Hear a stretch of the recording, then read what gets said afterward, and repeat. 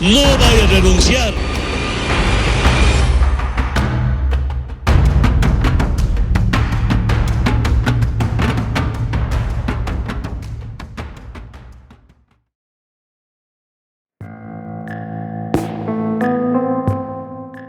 El lunes 4 de noviembre estaría caracterizado por ciertos eventos que, de no haberse dado todos en esa misma fecha, hubieran cobrado un aire diferente. Pero en medio de una crisis política como la de ese momento, todo era leña para el fuego. Evo Morales, Quintana, Alfredo Rada y su viceministro de Coordinación con los Movimientos Sociales tuvieron una reunión a muy tempranas horas con un sector de los mineros cooperativistas que, a diferencia de los que habían pedido su renuncia hace poco, estos todavía le eran leales a Morales, siempre y cuando se llegara a ciertos acuerdos previos. Primero se planteó la modificación de la Ley de Control de Armas de Fuego para liberar el uso de dinamitas en las manifestaciones que, de acuerdo a la ley, estaba prohibido desde 2016, pero que ante la pasividad y complicidad de las autoridades policiales y gubernamentales se había dejado pasar sin reclamo. Producto de esta negociación es que los mineros podían garantizar la vigilia en defensa de Evo Morales, no sin antes pedir al presidente predios en la ciudad de La Paz y Oruro entre terrenos para viviendas y concesiones mineras. Mientras tanto, el gobierno debía atender dos frentes. Primero,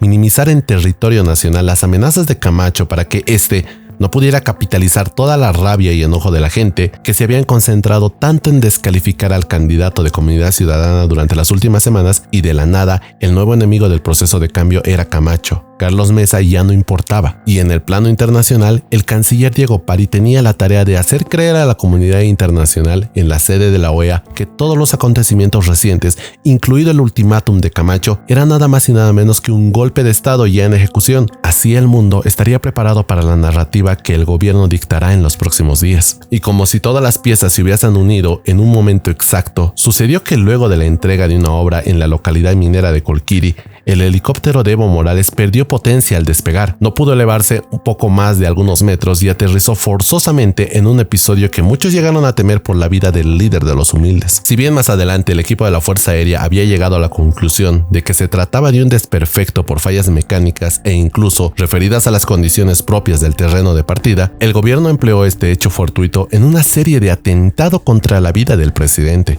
Una conspiración de la derecha y el imperio, y que, faltaba decir, el golpe de Estado ya estaba en marcha. En un intento de cerrar uno de los frentes de lucha que tenía Morales alrededor suyo, dejó sin efecto el contrato con una empresa alemana para la explotación de litio y abrogó el Decreto Supremo 3738 ante las presiones ejercidas por el Comité Cívico de Potosí, que había mantenido un paro desde hace ya 26 días. Mucho más antes del 20 de octubre. Ante lo que hubiera parecido un alto a las movilizaciones en Potosí, Marco Antonio Pomari fue claro en dar a entender que ya no era solamente la reivindicación regional, sino un reclamo nacional de nuevas elecciones contra el fraude, e incluso ahora se sumaba a las demandas de exigir la renuncia de Evo Morales, por lo que Potosí seguiría en pie de lucha. Y también enfatizó que esta lucha no era por Carlos Mesa, cuya popularidad iba en picada. Se buscaba una renovación total de las figuras políticas del país. Durante la jornada, los enfrentamientos en las distintas ciudades del país seguían en su intensidad y parecía no haber ánimos de capitular de ningún bando. La situación no mostraba signos de cambiar nada hasta la noche del 4 de noviembre. Se habían vencido el plazo de los 48 horas de Camacho a Morales, y propios y extraños estaban pendientes de las determinaciones que se tomarían en el Cabildo cruceño esa noche. Anticipadamente se anunció la difusión de un video que destruiría al gobierno con acusaciones que iban desde la pedofilia hasta el narcotráfico. La expectativa era inmensa. Se habían instalado pantallas gigantes para que nadie quedara fuera del espectáculo. Algo que debe llamar la atención es que Camacho se refirió particularmente a un caso que había sido difundido por la prensa en horas de la mañana respecto a un supuesto bono de lealtad de 3,000 bolivianos que se había depositado en las cuentas de los policías ese día. En relación a lo anterior, planteó al Cabildo aprobar una jubilación al 100% del último sueldo ganado para los policías, a lo que la gente exclamó con un rotundo sí. Días más antes, igual en un cabildo, se habían aprobado enviar una carta a las Fuerzas Armadas en las que se instaba a no disparar contra el pueblo. En ese momento, estos hechos no tendrían mucha relevancia con lo que se definiría ese día, pero es necesario hacer el comentario al respecto por los hechos que sucederán más adelante. Sin perder más el tiempo, Camacho pidió que se ponga el tan esperado video. Los segundos pasaron y parecía una eternidad. En medio del silencio y la oscuridad de la noche, y al evidenciarse que tal video no existió o no llegó a tiempo, como decía Camacho, el líder cívico giró la conversación y hábilmente empezó su alocución refiriéndose al plazo de las 48 horas que se había vencido. En coordinación con el CONADE y las plataformas a nivel nacional, se había decidido radicalizar el paro indefinido desde las 0 horas del 5 de noviembre con la toma pacífica de todas las instituciones estatales y las fronteras de Bolivia, con la salvedad de dejar expeditos los aeropuertos internacionales, los servicios básicos esenciales y de emergencia médica. La idea detrás de Camacho era que Morales renuncie a gobernar un estado que no pudiera tener ingresos de un solo boliviano, que en palabras del líder cívico eran para matar al pueblo. Camacho le refrescó la memoria de los resultados del 21F y la promesa incumplida de Morales en caso que perdiera el referéndum, y terminó su pronunciamiento mostrando el borrador de una carta de renuncia que él personalmente se la llevaría hasta la ciudad de La Paz y volvería a Santa Cruz con la carta firmada. Volvió a pedir a los manifestantes no bajar la guardia, continuar con el paro y garantizar que no entre ni un solo peso boliviano al estado del dictador tirano, violento y asesino. El cabildo terminó con un sabor agridulce. Algunos ya no sentían esa misma emoción desde hace tan pocas horas, pero otros sabían que quizá esta era la única manera de que Morales dejara el poder. La clase política de toda la vida nunca antes les había mostrado un camino diferente al de votar por ellos mismos, mientras que el líder cruceño sabía las fichas con las que estaba jugando e inmediatamente se trasladó a la ciudad de La Paz esa misma noche. Hasta ese momento, el gobierno, habiendo leído los movimientos de Camacho, ya había difundido en sus grupos de choque la figura aparentemente discriminadora y racista de Camacho con los indígenas y campesinos del occidente. El objetivo ya no era el intelectual paceño, sino el líder cruceño. Si bien durante el cabildo Camacho había anunciado que viajaría en la tarde del martes 5 de noviembre en un intento por desviar la atención, no sería suficiente primero a la constante vigilancia de sectores afines al gobierno en el aeropuerto internacional de El Alto, y porque a las 10 de la noche de ese mismo día, luego del cabildo, se empezó a difundir fotos en las que se veía a Camacho junto a su delegación en el aeropuerto de Birubiru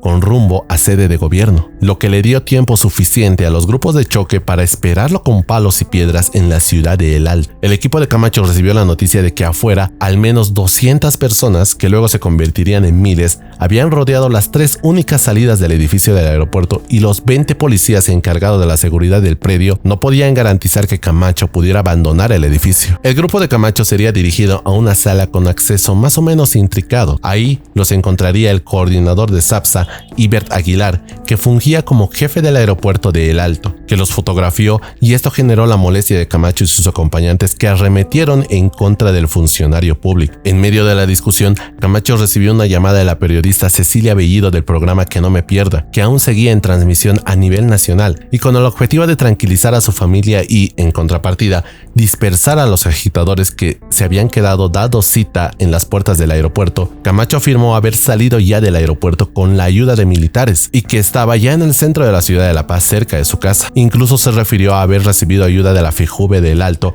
que lo habían recibido de la mejor manera posible. Quienes vieron la entrevista quedaron confundidos al respecto. El calvario de Camacho en la ciudad de El Alto no había hecho más que empezar. Terminada la entrevista, Camacho volvió a increpar a su delator Ibert Aguilar, mostrándole las fotos y audios que el funcionario público había compartido cuando Camacho había desembarcado del avión.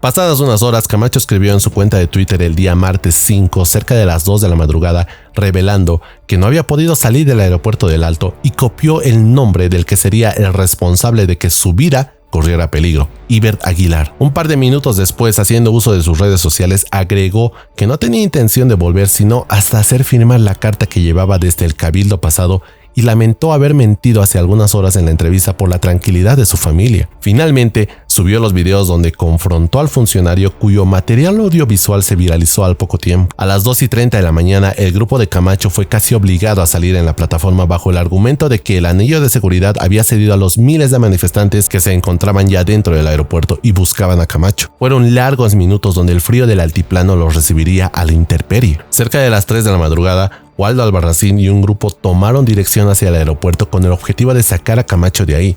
Sin embargo, grupos afines al MAS se habían enterado de esa operación de rescate, y se prepararon para recibir al líder del CONADE y rector de la UMSA desde hace ya varios días y por qué no meses y años se había ganado a pulso el resentimiento del gobierno y sus grupos afines. El rescate fracasó antes de siquiera intentarse. El resto de la clase política como Carlos Mesa, Óscar Ortiz, Tuto Quiroga, entre otros, apenas sí se animaron a escribir un tuit en sus cuentas para protestar contra el abuso. Una vez más se confirmaba que solo eran despojos de políticos que veían en Camacho lo que nunca pudieron hacer en 14 años de supuesta oposición, y eso les quitaba protagonismo en la crisis. Llegaron las primeras luces del alba, con 5 grados bajo cero y sin la indumentaria adecuada para el clima del altiplano. El grupo de Camacho veía un infierno que parecía no tener fin. Personeros del gobierno en más de una vez se acercaron al grupo planteando la posibilidad de que regresaran a Santa Cruz en un vuelo charter o que otro funcionario público hiciera la entrega de la carta en nombre de Camacho, y ambas alternativas fueron rechazadas. Mientras tanto, la policía hizo esfuerzos por evacuar a Iber Aguilar, que del otro lado de los manifestantes había corrido información sobre su domicilio y las amenazas a su integridad física por haber frustrado la llegada de Camacho a sede de gobierno. Afuera el escenario no había cambiado. La turba enardecida había creado una especie de callejón oscuro. ¿En qué consistía dicho callejón? Los manifestantes exaltados del movimiento al socialismo comenzaron a pedir cédulas de identidad a los pasajeros que salían del aeropuerto, revisaron los maleteros de los taxis y requisaron maletas. Aquellos ciudadanos que habían nacido en el departamento de Santa Cruz fueron impedidos de salir de la terminal, o en algunos casos se les exigía que se arrodillaran para poder atravesar el cerco masista. El culto al racismo se expresaría como una manera de cobrar venganza por toda la narrativa que Morales bien había implementado, no solo desde las elecciones del 20 de octubre, sino hace ya más de 20 años como carrera política. Una muestra de ese nivel de adoctrinamiento fue cuando un poncho rojo declaró en los medios de comunicación palabras del calibre de "a ese extranjero vamos a matarle pacíficamente", refiriéndose a Camacho. También se lanzaron amenazas a Waldo Albarracín y Carlos Mesa, tachando a este último de carnicero. También se refirieron a tomar la alcaldía de El Alto. Muchos periodistas que estaban desde tempranas horas de la madrugada cubriendo el evento fueron también agredidos por esa turba enardecida bajo la excusa de que habían sido provocados por los medios de comunicación por filmarlos y cuestionarles. Un par de horas más tarde, a media mañana, un vuelo charter de la Fuerza Aérea trasladaría a Camacho de retorno a Santa Cruz. Ante esto, el líder cívico indignado se refirió a que dicho traslado fue realizado con mentiras y engaños hacia su persona, porque el destino era otro según se lo habían informado a las autoridades. Fueron casi 12 horas de suplicio para el cívico y un aparente triunfo para los seguidores de Morales. Sin embargo, Camacho advirtió que volvería a La Paz las veces que hicieran falta. La combinación de todos estos elementos le dieron todavía más visibilidad a Camacho. Si bien el plan de la carta había fallado, la toma de instituciones públicas había cobrado nuevo protagonismo en el resto del país. Alrededor de 42 instituciones públicas habían sido afectadas y tuvieron que cerrar sus puertas y dejaron de atender al público. Los manifestantes se presentaron en las instituciones y exhibían letreros de "prohibido pasar" o "disculpe las molestias, estamos reparando el país", algo pequeño pero simbólico que haría eco en el resto de departamentos que adoptarían medidas más radicales desde ese día. El cierre de fronteras con Argentina, Paraguay y Brasil también había tenido éxito, y el apoyo de algunos sectores del transporte pesado se sumaron a los pedidos de rechazar las elecciones del 20 de octubre por su poca transparencia. En las calles y principales avenidas de las ciudades del país los bloqueos con pititas se mantenían, pero ya algunos manifestantes habían empezado a usar cascos y escudos como si de un escenario de guerra se tratase. El uso indiscriminado de palos, piedras y dinamitas del lado de los afines al gobierno había casi orillado a que civiles del otro lado emplearan también métodos menos pacíficos para mantener sus puntos de bloqueo. En la ciudad de La Paz, el centro de la ciudad colapsó debido a las incontables marchas de ambos bandos y también por la convocatoria que habían realizado los movimientos sociales afines al MAS en la Plaza San Francisco, donde también participaría Evo Morales, quien inició su discurso felicitando a la ciudad del Alto por no haber registrado un solo bloqueo o paro en los días de conflicto. Se refirió a la ciudad trabajadora y fiel al proceso de cambio. Y evidentemente, el Alto vivía una realidad paralela los días previos a la renuncia de Morales, con calles llenas de comercio, transporte fluido y una población que vivía su día a día sin los conflictos y enfrentamientos característicos de otras ciudades del país que no eran pocos. Morales volvió a referirse sobre la narrativa de golpe de Estado que estaba sufriendo su gobierno e intentó hacer un paralelismo con las elecciones de 1978. Sin embargo, tal referencia ignoraba la historia y era contada a su conveniencia. Finalmente, haría uso de la palabra el secretario ejecutivo de la Federación de Campesinos Tupac Katari de La Paz, Manuel Moyiricona, quien culpó a la policía de ayudar a escapar al líder cívico Luis Fernando Camacho y reiteró las amenazas de ir a quemar la alcaldía del Alto. En horas de la tarde, Carlos Mesa brindaba una mini conferencia de prensa donde primero condenaba el racismo y la violencia empleada por los seguidores del MAS contra ciudadanos cruceños al haberles impedido el paso por el aeropuerto de El Alto, pero a su vez reiteraba su posición de nuevas elecciones con Evo Morales de candidato, ya que en sus palabras, Evo Morales debe salir del gobierno y debe salir mediante el voto, y finalmente volvió a referirse a desconocer la auditoría de la OEA si es que antes no había sido claro.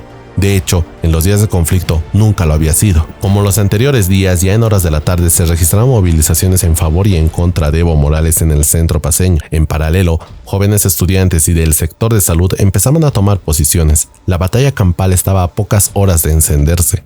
La policía resguardaba Plaza Murillo y servía de barricada mientras afines al MAS desde atrás lanzaban petardos y piedras y objetos contundentes a la marcha que se dirigía al lugar. Los heridos se contabilizaron a primeras horas de caer la noche. Mientras tanto, en Santa Cruz, como ya era costumbre a pies del Cristo Redentor, se instalaba el cabildo, que en esta ocasión no contaría con la presencia de Camacho, ya que se encontraba en una entrevista con CNN para relatar los sucesos ocurridos en el aeropuerto del Alto. En esta entrevista, Camacho anunciaría un nuevo intento por llegar a la ciudad de La Paz. Confirmaba así que su viaje estaba programado para las primeras horas de la tarde del día miércoles.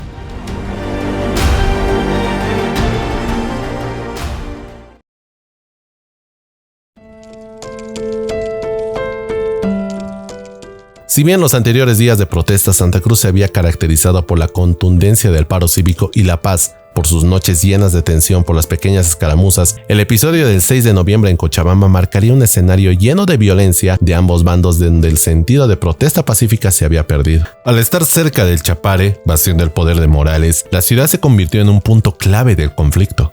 Además, en Cochabamba se encuentran varias sedes de sindicatos y movimientos agrarios vinculados al MAS, lo que le proporcionaba una amplia red logística que fortalecía la capacidad de respuesta del partido. Desde las primeras horas de la mañana, varios grupos que mantenían bloqueos en distintos puntos de la ciudad se dirigieron hacia la Plazuela Buch, donde lanzaron petardos contra la sede de la Federación del Trópico de Cochabamba. Poco después, militantes del MAS llegaron al lugar, desencadenando un enfrentamiento violento que duró más de una hora y dejó varios heridos con lesiones múltiples. Las fuerzas policiales intervinieron para evitar que la situación empeorara. En medio de la confrontación, varios periodistas que cubrían los hechos fueron agredidos. La pelea, que parecía interminable, involucró el uso de palos, piedras e incluso machetes, marcando una tarde cargada de violencia y sangre. Si bien la ciudad de Cochabamba registraba este nivel de violencia en sus enfrentamientos, es en la localidad de Vinto y en el puente de Guaycuy, a pocos kilómetros del centro de la ciudad, que sería portada de los principales medios de prensa en la jornada. A las 10:30 de la mañana, grupos de campesinos afines al movimiento al socialismo de Sipe, Bolívar y Tapacarí, cercanos a Vinto, se dirigieron armados con palos para intentar desbloquear el puente Guaycuy, dispuestos a enfrentarse con los manifestantes. Sin embargo, a las 11 horas, los vecinos lograron repeler el ataque y hacer retroceder a los militantes masistas. El enfrentamiento fue extremadamente violento, con decenas de heridos reportados. En medio del caos, surgió el rumor de que 4 personas habían muerto entre los defensores del puente, presuntamente a manos de campesinos y funcionarios municipales, supuestamente enviados por la alcaldesa de Vinto, María Patricia Arce, quien fue acusada de orquestar el ataque. A pesar de la falta de pruebas, para las 2 de la tarde, los vecinos y cívicos de Vinto creían firmemente en la participación de la alcaldesa. Sin investigar los hechos a fondo, la furia popular los llevó directamente a la alcaldía de Vinto. Días antes, la alcaldesa había criticado las protestas tras las elecciones fallidas, afirmando que, aunque había sido amenazada con la quema de su casa, no tenía miedo y no permitiría que un grupito de ladrones perjudicara al gobierno. Una multitud se dirigió al edificio municipal de Vinto, de donde sacaron a la alcaldesa Patricia Arce. Tras ser arrastrada fuera del lugar, los manifestantes atacaron el edificio, rompiendo los vidrios y prendiendo fuego a parte de las instalaciones, exigiendo su renuncia. Descalza, la arrastraron casi a empujones a lo largo de los 4 o 5 kilómetros que separan Vinto del puente Guaycuy. Con los rostros cubiertos, los agresores impedían que se grabara lo sucedido. Al llegar al puente, los manifestantes la hicieron arrodillar, le cortaron el pelo, le arrojaron pintura roja y la obligaron a firmar una renuncia sin valor legal en una hoja improvisada, mientras algunos periodistas intentaban registrar el hecho. La situación estuvo al borde de un linchamiento, pero algunas personas lo evitaron.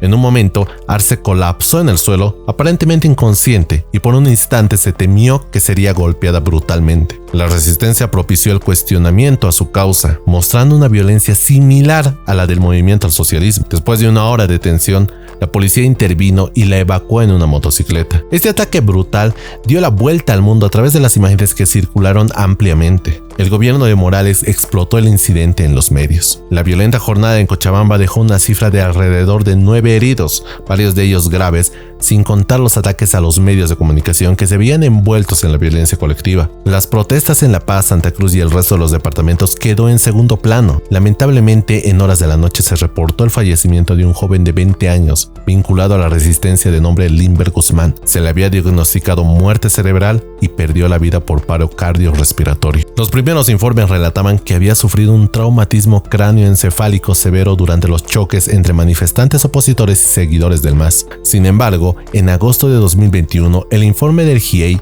reveló que su muerte se debió por la manipulación de una bazuca casera. Esto sería empleado dentro de la narrativa de atribuirse muertos desde uno de los bandos en 2019 y luego en 2021. Aquí es importante recalcar que el GIEI es un grupo creado por la Comisión Interamericana de Derechos Humanos, que si bien está conformado por expertos internacionales con experiencia en derecho internacional y derechos humanos, lo que les otorga un nivel de credibilidad técnica, ya en el pasado la misma CIDH se ha referido con cierta parcialización en favor del gobierno del MAS y PCP. Saca tus propias conclusiones. Mientras la violencia se apoderaba de las calles de Cochabamba, el viaje de Camacho también captaría la atención de los medios de comunicación, primero en Santa Cruz y luego en La Paz. Tal como lo había anunciado, en horas de la tarde la terminal de Birubiru se vería repleta de periodistas y sobre todo seguidores de Camacho, que buscarían acompañar al líder cívico y mostrar también fuerza del otro lado del país. Camacho llegó con toda la parafernalia en una vagoneta negra con vidrios polarizados, dio algunas declaraciones a los medios ahí presentes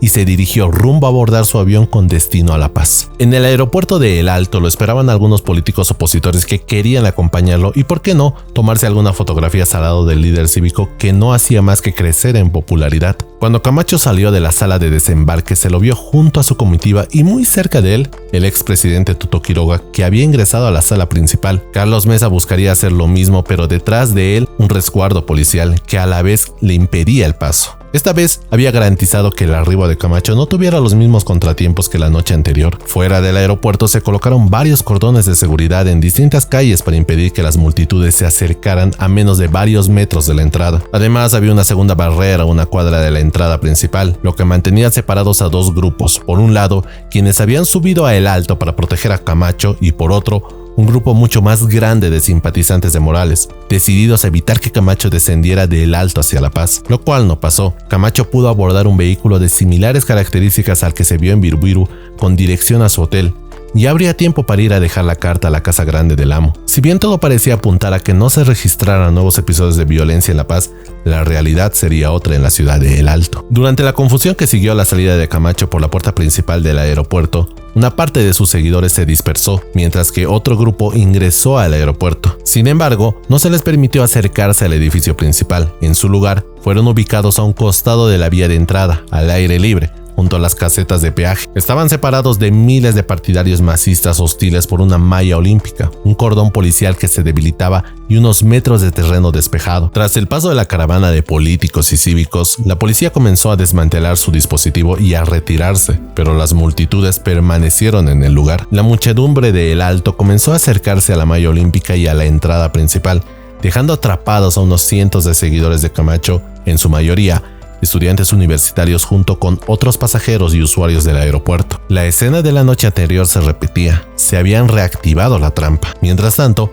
la policía tardó en intervenir y en las afueras se registraron incidentes en los que manifestantes armados con palos y objetos contundentes acosaban a los seguidores de Camacho. No faltaron los ataques con dinamitas de parte de los movimientos sociales afines al gobierno. El ministro de Defensa, Javier Zabaleta, evitó responder las preguntas de periodistas que no se explicaban cómo el Estado se mantenía indiferente ante estos hechos de violencia a tan solo pocas horas de haberse dado el episodio de violencia en la yacta. No fue hasta altas horas de la noche que el Ministerio de Gobierno pudo confirmar que los universitarios que se encontraban en instalaciones del Aeropuerto Internacional del Alto fueron evacuados. Sin tener objetivo de su ira colectiva, grupos de choque afines al MAS tomarían rumbo a dependencias de la Alcaldía del Alto con el objetivo de quemar viva a la alcaldesa Soledad Chapetón, que había sido evacuada de la ciudad. Sin embargo, ambientes de la alcaldía fueron destruidos por manifestantes. Corrió el rumor que al verse frustrado el operativo contra Camacho, los seguidores del MAS tenían pensado ir por las cabezas de los expresidentes Carlos Mesa y Tuto Quiroga, mismos que buscaron la manera de esquivar los bloqueos de los grupos radicales afines a Morales, y en una muestra de no perder su influencia en el conflicto, grabaron un video en la zona de Miraflores sobre su experiencia de haber ido a recibir a Camacho en el aeropuerto. La jornada aún no había concluido, ya que se pensaba que Camacho se dirigiría hacia la Casa Grande del pueblo. Los accesos a la Plaza Murillo estaban bloqueados a una cuadra de distancia por todos los costados, con barricadas formadas por caballetes de acero policiales, reforzados por contingentes de militantes del MAS armados con petardos, palos, piedras, ondas y dinamitas. Alrededor de este perímetro e incluso en Plaza San Francisco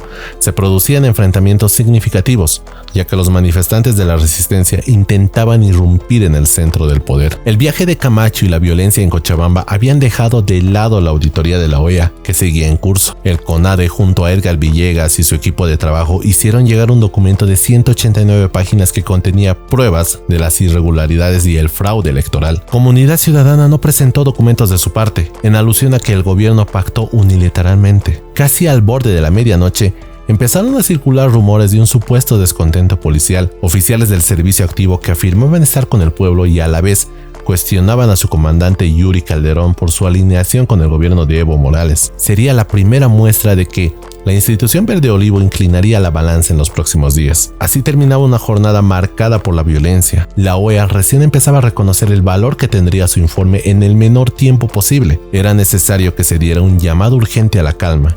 Faltaba preguntarse quién estaba dispuesto a bajar la guardia.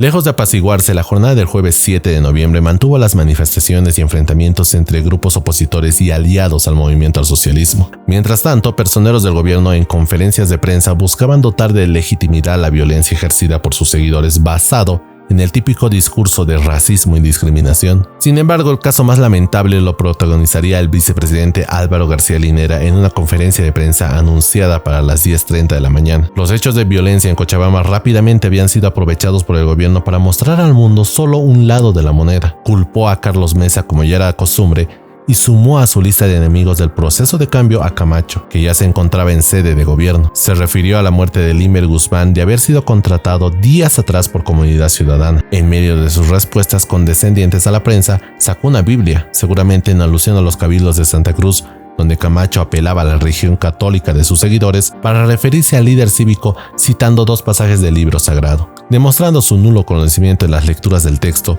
erró en el número de versículo del primer ejemplo y al segundo lo bautizó como 3.5. Si bien no se trata de un error aberrante, sí denotaba el profundo desprecio de García Linera a la Iglesia Católica, y más importante aún, a sus adeptos y seguidores. Una hora más tarde, Carlos Mesa, que buscaba atención a gritos, se dirigió a García Linera y le respondió con un video publicado en sus redes sociales. Casualidades de la vida o no, en un intento de huir del líder cívico y su famosa carta, Morales se había ausentado de la ciudad de La Paz para la entrega de obras en el interior del país. Nuevamente se refería al racismo y la discriminación como responsables de los hechos de violencia, donde heridos y detenidos ya se contaban por cientos hasta estas alturas. Aludió a que sus opositores usan la Biblia para patear mujeres de pollera y usar la religión para la discriminación. Volvió a referirse a esto que se trataba de un golpe de Estado, y si bien eran palabras vacías que no sorprendían a quienes ya conocían su discurso de odio, empezaba a tener cabida en sus seguidores más radicales. En medio de tantas declaraciones que se daban en esa jornada,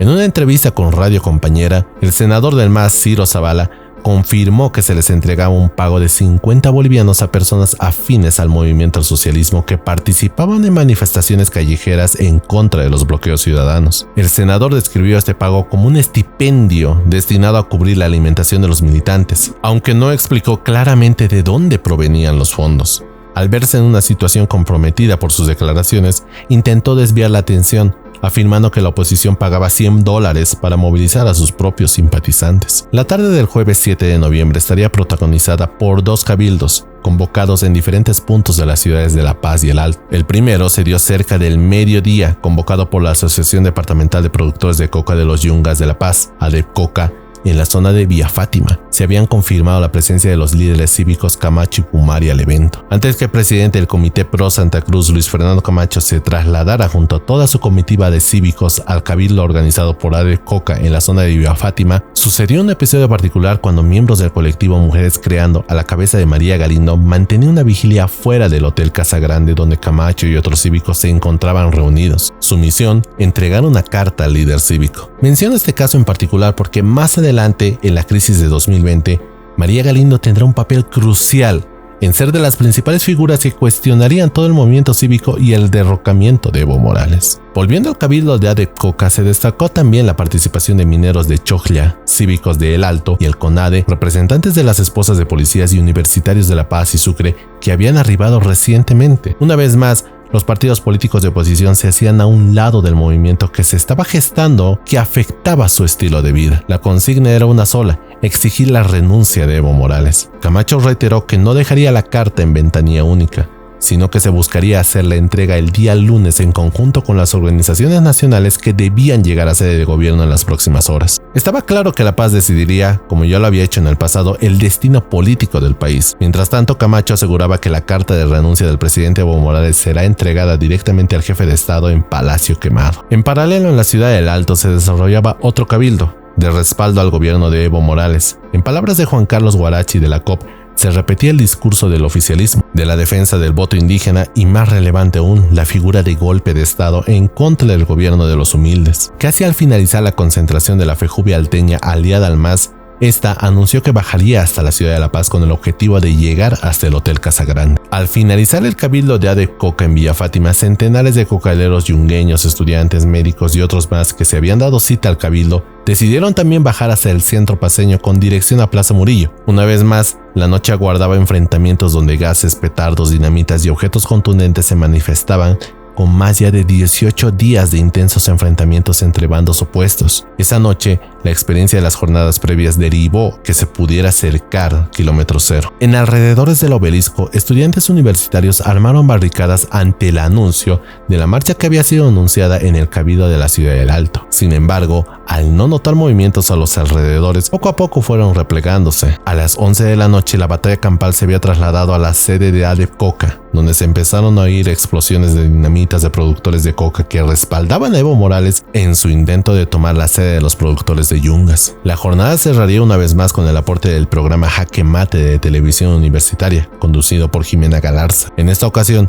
el representante de Ethical Hacking, Álvaro Andrade, empresa auditora del TREP en Bolivia, manifestó que todo este proceso electoral estaba viciado de nulidad, que se violó la integridad de la base de datos. El entrevistado explicó que la empresa auditora detectó irregularidades que fueron dadas a conocer al Tribunal Supremo Electoral a través de informes y dijo que la auditoría que realiza la OEA podrá identificar dichas irregularidades. Manifestó también que el TREP estaba desprotegido y que ese proceso terminó siendo un show debido a que se rompieron todos los protocolos.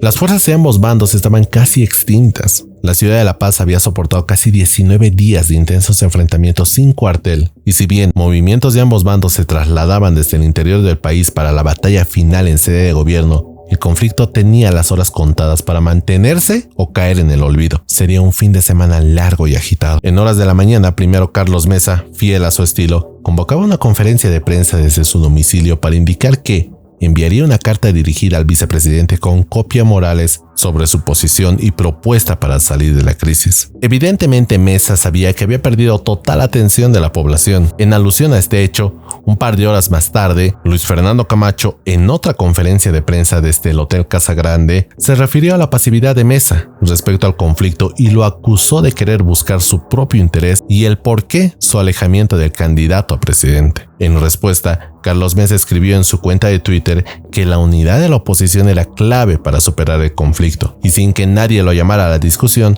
Samuel Doria Medina mostró su apoyo a Carlos Mesa en desmérito de las declaraciones de Camacho, quien, aprovechando la popularidad que había ganado en los últimos días, respondió a ambos en su cuenta de Facebook exigiéndoles acciones concretas en caso que la OEA declarara que Evo Morales resultase ganador de las elecciones que estaban sometidas a una auditoría en complicidad con los partidos políticos de oposición. Mientras las principales calles de la ciudad de La Paz se concentraban marchas y movilizaciones de ambos bandos, Evo Morales se había trasladado hasta la localidad de Desaguadero con el fin de entregar una escuela y, por qué no, volverse a referir de sus enemigos políticos. En medio de su discurso llamó a todos sus movimientos sociales a defender el proceso de cambio y afirmaba frente a sus seguidores y al mundo entero, por medio de la transmisión de Bolivia TV, que no renunciaría a su cargo, y nuevamente reiteraba la figura de golpe de Estado que discriminaba a la gente humilde en sus palabras. Ante los anuncios de ciudadanos de Potosí y Sucre que partían en caravana hacia la sede de gobierno para unirse al pedido de nuevas elecciones, afines al movimiento socialismo,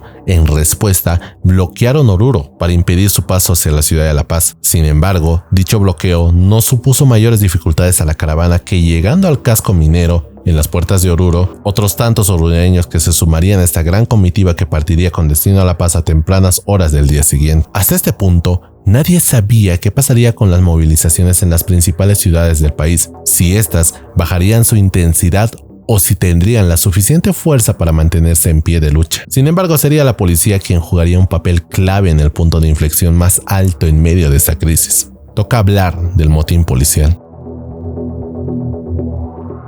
Como se ha ido relatando hasta ahora, la institución Verde Olivo había sido blanco de críticas por su postura en favor de los manifestantes del bando de Evo Morales. Su pasividad ante los hechos de violencia perpetrados por sectores radicales del masismo y muchas veces siendo usados como escudos humanos para resguardar sus posiciones en los diferentes puntos de conflicto del país. Desde el inicio del conflicto, el 21 de octubre, innumerables organizaciones de diversos sectores sociales afines al masismo se daban cita en kilómetro cero para resguardar a Evo Morales y hacer prevalecer su fuerza frente a las manifestaciones en su contra. En la última semana habían empezado a circular en redes sociales fotos donde efectivos policiales trasladaban paquetes de comida rápida del restaurante Pollos Copacabana tocando el botón de un ascensor con dirección a ministros y grupos afines al MAS. Los memes y la burla de la institución llegó a tal extremo que el comandante departamental de la policía de Oruro lamentó que hayan personas inescrupulosas que llaman a la línea 110 para pedir pollitos. La autoridad solicitó responsabilidad a la población. Sin embargo, el daño de la institución ya estaba hecho. Días previos al 8 de noviembre ya se habían registrado pedidos de la ciudadanía que la policía se uniera a su lucha y declararan motín policial. Las fuerzas policiales, tras varios días de enfrentamientos y represión hacia los manifestantes opositores al MAS, comenzaron a quedarse sin recursos, como gases lacrimógenos, y los vehículos antidisturbios Neptuno ya no lograban contener la situación. La fatiga también se hacía evidente, con efectivos trabajando turnos de más de 24 horas que los estaban agotando. Además, el llamado bono de lealtad de 3.000 bolivianos entregado a más de 36.000 policías fue visto como una medida controvertida que terminó por generar rechazo entre la población movilizada. Los agentes ya contaban con varios compañeros heridos y el descontento con un comando que, según ellos, mantenía su lealtad al movimiento al socialismo. Antes de finalizar la tarde, el comandante de la Policía Nacional, Yuri Calderón, se rodeaba de su alto mando para leer una carta llamando a la paz, encuadrándose en la narrativa del gobierno de que la violencia era unilateral. Más tarde ese día se producirá el primer motín policial. En Cochabamba, a las 17 horas con 45 minutos, policías con pasamontañas y con uniforme aparecieron con banderas bolivianas en la terraza del cuartel que decía: fraude, fuera Evo Morales. Rápidamente, cientos de ciudadanos se dieron cita al lugar para manifestar su apoyo. Al evento también acudieron esposas de los policías que denunciaban que los efectivos policiales estaban acuartelados ya 3 semanas sin ver a sus familias y el total abandono de sus jefes policiales. Fueron minutos eternos donde propios extraños se preguntaban si el motín era real. Y así fue. La guarnición policial de Cochabamba decidió amotinarse y ponerse del lado de las manifestaciones en contra de Evo Morales. En Sucre, casi a la misma hora que sucedió los acontecimientos de la yacta, Ramiro Paniagua, comandante departamental, afirmó a viva voz y delante de las cámaras de televisión y el público ahí presente que su institución actuaría enmarcada en la ley y la Constitución. Una declaración bastante ambigua para el calor de la situación. Sin embargo, todo este intento por mostrar una débil firmeza fue interrumpido por el cierre de las puertas del Comando General a sus espaldas que lo dejaban fuera de la institución, y en vivo y directo un grupo de policías ratificó que el motín policial en Sucre era un hecho. Mientras tanto, en Santa Cruz ya corría el rumor de que también habría un motín policial en la FECCC. No sería hasta las 8 de la noche que se colgó un cartel con el lema "Motín policial" en el edificio del Comando Departamental de Santa Cruz. El suboficial Javier Triguero, con un megáfono en mano y rodeado de una gran multitud, declaró motín policial. En Tarija, el coronel Aníbal Rivas, primero un poco temeroso y luego ya convencido de la situación, pidió un megáfono y al son del estribillo popular de "Quien se rinde", dio por afirmado el motín policial en el sur del país. Oruro se sumó a las fichas de dominó que representaban los comandos departamentales de la policía en sumarse al motín. Todo había ocurrido en tan pocas horas que fue necesario que Evo Morales llamara de emergencia al ministro de Gobierno Carlos Romero, al ministro de Defensa Javier Zabaleta y a los comandantes de la policía y las Fuerzas Armadas, los generales Yuri Calderón y Williams Calimán. Aquí un punto a considerar. Resulta por demás curioso que el líder cívico Luis Fernando Camacho, a través de su cuenta de Twitter, manifestara, tras el amotinamiento de la policía, que se cumplirá lo prometido con el sector en el Cabildo. Entre los puntos más relevantes que se destacaban era la jubilación al 100%, igualación de condiciones salariales, sociales y de vivienda a la par de las Fuerzas Armadas, que sería exigible al gobierno entrante en 2020. Más adelante, en diciembre de 2019, por un video se filtró que el padre de Camacho había pactado con militares y policías para jugar a su favor en los días más duros. Esto va a generar cuestionamientos al movimiento, que al final del día influyó significativamente en el derrocamiento de Evo Morales en los siguientes días. Sin embargo, el amotinamiento en el interior del país no tendría el efecto deseado si la capital política no compartía el mismo sentimiento de insubordinación al gobierno de Morales. Cerca de las 9 de la noche, efectivos policiales de la ciudad de La Paz, que en horas de la tarde habían protagonizado una marcha en el centro paceño, ahora se acuartelaron en las instalaciones del Distrito Policial número 1 de la zona de San Pedro. Precisamente,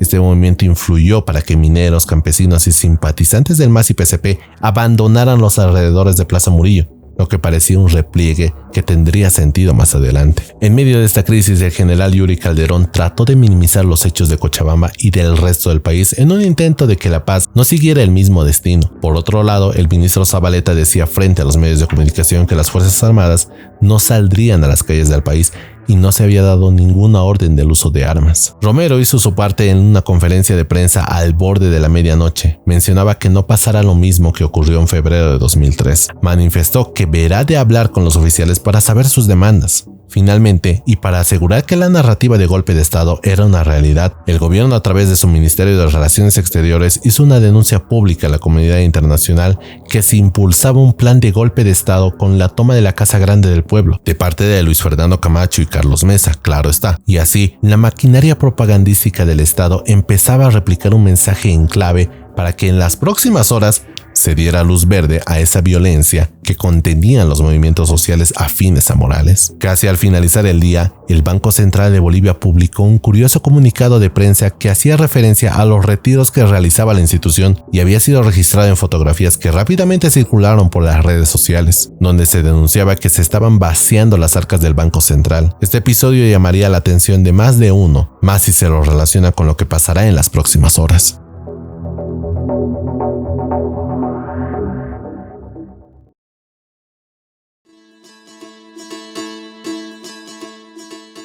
El motín policial seguía siendo celebrado en las ciudades capitales de cada departamento del país. Sin embargo, en la ciudad de La Paz todavía no se sabía si el acuartelamiento era sinónimo de motín policial o era una estrategia del gobierno para revertir los movimientos que habían tomado Plaza Murillo la noche anterior. El movimiento al socialismo llamaba a sus bases a defender a Evo Morales desde las 8 de la mañana en la ciudad de La Paz. El objetivo era reforzar los anillos de seguridad de Plaza Murillo que habían sido abandonados la noche anterior. Sin embargo, antes de llegar las 9 de la mañana, los pocos efectivos policiales que permanecían en los cordones de seguridad alrededor de Plaza Murillo se replegaron a la UTOP. El motín policial en La Paz era oficial. La Asamblea Legislativa, que tenía una sesión prevista para esa mañana, optó por suspenderla ante el anuncio del motín en sede de gobierno. Nuevamente, la Cancillería hacía un comunicado a la comunidad internacional que líderes cívicos estaban gestando un golpe de Estado y apuntaba al movimiento cívico por alentar a las Fuerzas Armadas y a la policía a desconocer el orden constitucional. Con la Plaza Murillo liberada del cerco policial y por ende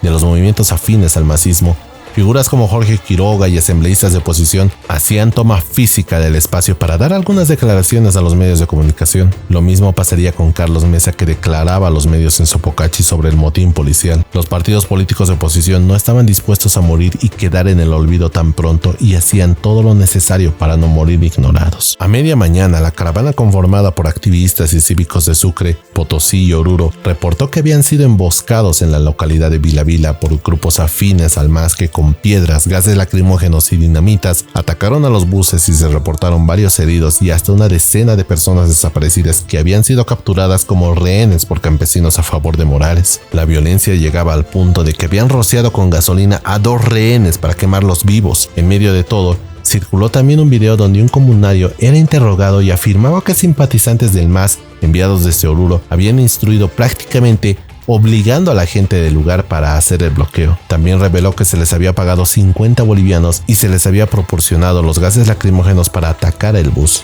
A la vez, corrieron rumores de que existió una violación a mujeres que iban en el bus. Sin embargo, esta información fue desmentida por otros medios de comunicación que habían logrado entrevistar a las víctimas. Los enfrentamientos en Vila Vila derivaron que una multitud enfurecida en Potosí obligara a que el alcalde masista firmara su renuncia al cargo y fuera trasladado en uno de los buses de una segunda caravana que se dirigía a la ciudad de La Paz. Actuaría de chivo expiatorio en caso que se dieran nuevos enfrentamientos en la carretera de Oruro-La Paz. Similar suerte correría el gobernador de Potosí, Juan Carlos Cejas, que renunciaba por proteger a su familia y evitar más enfrentamientos en el departamento. En el calor de esas renuncias, presentaba su carta Iván Arciénaga, alcalde de Sucre. Volviendo a la sede de gobierno, se anunció a mediodía una conferencia de prensa que Evo Morales realizaría en el hangar presidencial en la ciudad del Alto. Esto demostraba que Morales ya no se sentía seguro en la ciudad de La Paz por el motín policial, por lo que ya no volvería a pisar la Casa Grande del Pueblo ni la Casa Presidencial en San Jorge por un largo tiempo. Minutos antes de la conferencia de prensa de Morales, Camacho se había reunido con Nelson Condori,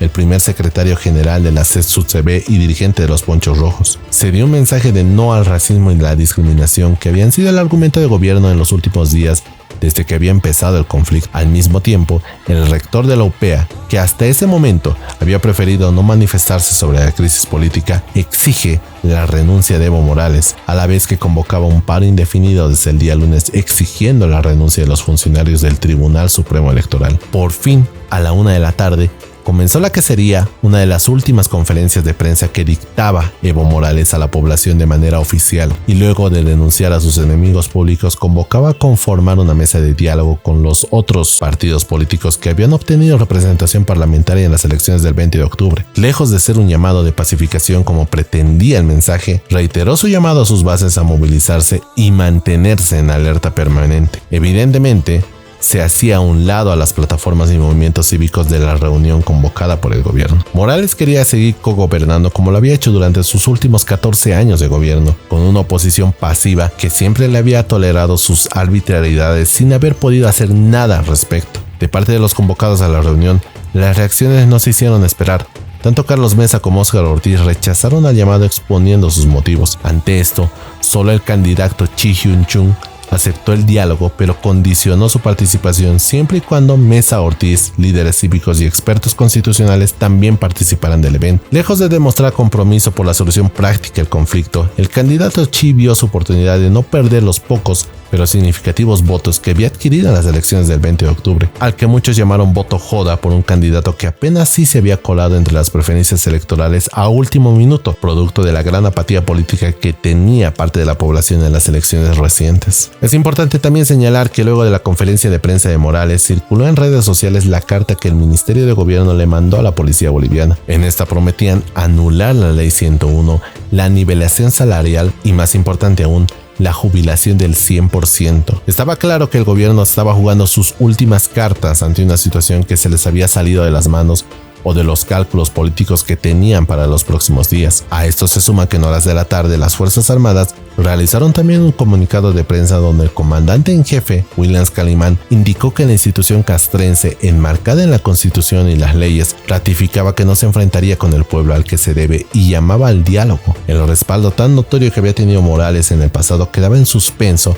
y solo contaba con sus movimientos sociales. Es importante destacar también que en horas de la tarde se reportó un depósito en el mismo Ministerio de Gobierno que se habían encontrado bombas molotov junto a encendedores y llaveros con el rostro del presidente Evo Morales, además de otros materiales. Los enfrentamientos en Vila ese día habían dejado al menos 32 heridos y un amargo recuerdo en quienes habían sido secuestrados y relataban cómo habían temido por sus vidas en manos de los grupos violentos del MAS. Todo esto derivó en que la población de Oruro, enardecida por lo sucedido, decidiera pagar con la misma moneda y responder violencia con violencia. Un grupo se dirigió a la casa del gobernador Víctor Hugo Vázquez, que fue señalado como el responsable de haber organizado el ataque a los buses. La familia del gobernador había sido evacuada a tiempo.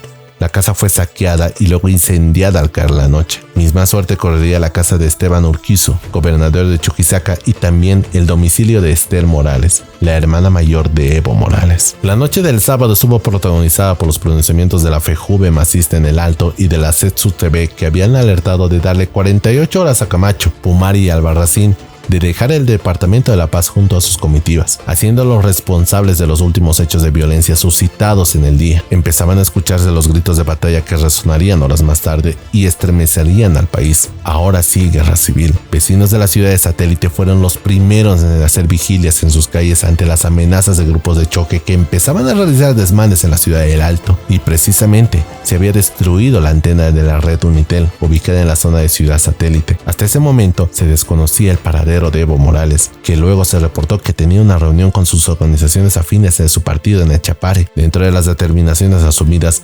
Andrónico Rodríguez, por entonces vicepresidente de la coordinadora de las 6 federaciones del Trópico, anunciaba un cabildo por la democracia, con sectores afines al MAS para el día martes 12 en Cochabamba. Sin embargo, el líder de los humildes no tendría tiempo suficiente para dicho cabildo. La madrugada del día siguiente tendría sorpresas, no solo para él, sino para todo el país y el mundo.